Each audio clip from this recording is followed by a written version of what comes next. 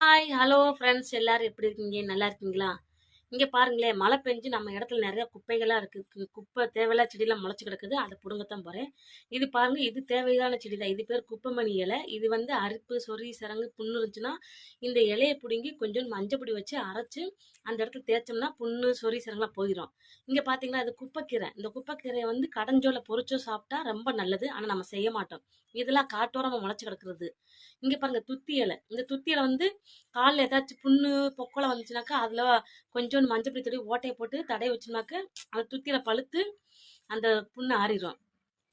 இதெல்லாம் பிடுங்கி எரிஞ்சிட்டு அவரைக்காய் செடி, கத்திரிக்காய் செடி, வெண்டைக்காய் செடி போட போறேன். தேவையில்லாதெல்லாமும் தேவையில்லாத செடியெல்லாம் பிடுங்கிட்டு இதெல்லாம் தேவையானதான். ஆனால் இது இருந்துச்சுனாக்க நம்ம வந்து காய்கறி போட முடியாது. இப்போ காய்கறி செடி போட போறேன்.